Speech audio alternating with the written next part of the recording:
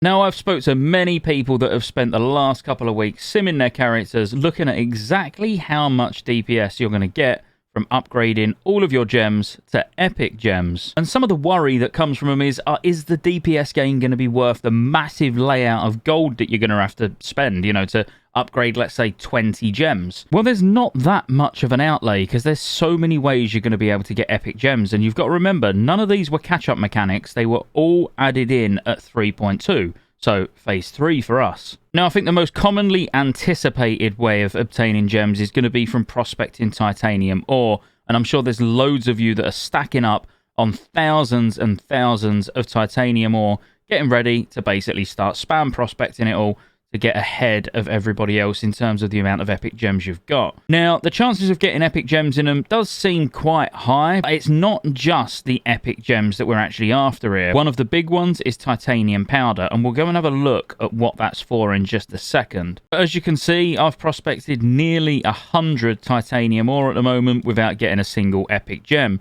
Of course, some of it is luck, and you might get 5 epic gems in very quick succession. But it just took 95 ore to get a single Eye of Zol. But out of 100, we did get 14 titanium powder. Now, looking at a historic post here on Wowhead, you can see that this guy prospected 7,080 titanium ore, which was 1,416 prospects.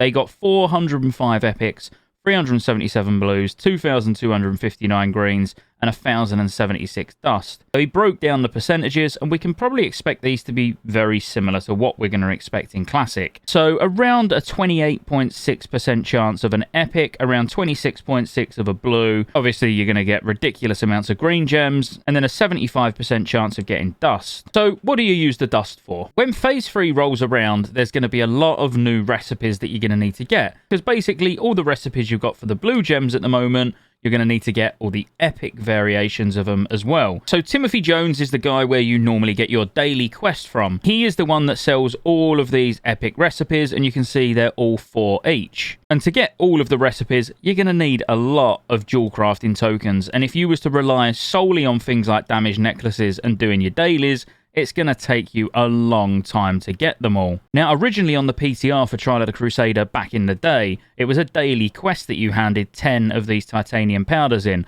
Well, when I say a daily quest, a repeatable quest. Instead now, you can just buy them from the vendor. So 10 titanium powder is 1 Dalaran Jewel Crafter's token. So this is how you start getting lots and lots of tokens to be able to obviously buy recipes. So not only are you stacking up on titanium ore to be able to get the epic gems, you need to stack up on titanium ore right now to be able to get the powder to be able to buy the recipes. Top tip of the video, probably the best one you're going to get, because the people with the big recipes first are going to be the ones that are absolutely making bank off of the auction house. So this is the titanium ore route of getting gems. Well, specifically epic gems. But there are other ways. As a jewel crafter with a frozen orb and a few of just rubbish green gems, you can make an Icy Prism. Inside the Icy Prism, you do have a chance at getting epic gems. In the Icy Prisms at the moment, you'll be used to, if you have a lucky day, getting a Scarlet Ruby, maybe a Dragon's Eye as well. But you can also get the epic gems. I mean, this was a particularly good one. A couple of blues, an epic being a Majestic Zircon, which is a blue gem, so for your big stamina gems, for example, and a Dragon's Eye. Now, I don't want to mislead anyone by saying, oh, you're going to see lots of these, because actually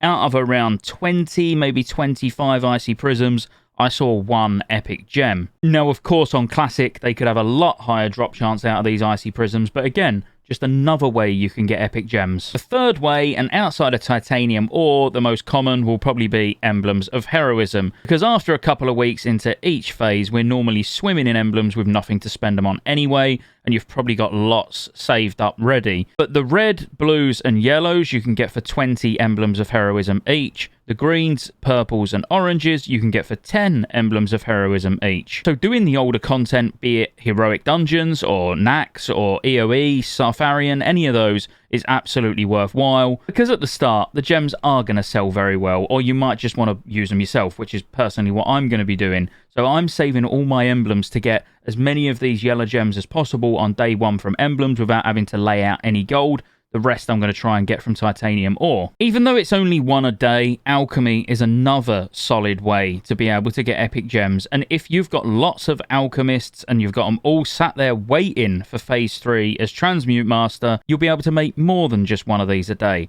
But basically, using an Eternal Fire and a Scarlet Ruby, every 20 hours you'll be able to make a Cardinal Ruby. Make an Ametrine, it's a Monarch Topaz and an Eternal Shadow. You get the gist here, it's basically the blue or the rare variant of the same colour gem, plus one Eternal. The only one that differs here is Eye of Zul, which is the green gems, where it takes 3 Forest Emeralds and no Eternal whatsoever. But I can't see you wasting many of your daily cooldowns on Eye of Zols, which are the green gems. So yes, even alchemy has a way of getting epic gems. What about if all you like doing is PvP? Well, also, you can get epic gems. 10,000 honor points per epic gem, which is not actually that much. You could quite easily farm 40, 50,000 honor right now just to be able to pick yourself some epic gems up as soon as phase 3 launches. So if for some reason you don't really like PvP, or you've got no reason to PvP, do it for your gems. Do the odd battleground here and there every day, every other day, a couple of times a week, whatever, just to get some honor, or even just do Wintergrasp just to get honor, and then you'll be able to get yourself some epic gems this way as well. So mixing in just Emblems of Heroism and honor, you're probably nearly going to be able to kit all of your gear out with epic gems without even having to do a great deal. Pop to the auction house and get some titanium ore now, even if you're not dual crafting. Get somebody in your guild to prospect it all. Let them keep the titanium powder so they can buy recipes. But if they get epic gems, you get the epic gems, which they'll be able to get recipes with the titanium powder to cut the gems for you. Win-win. So that is all the ways you can get epic gems when phase 3 launches. So if you was worried about having to farm thousands of gold to get all of your gear gemmed, you really don't have to. I hope you liked the video. Like and subscribe if you did. See you on the next one.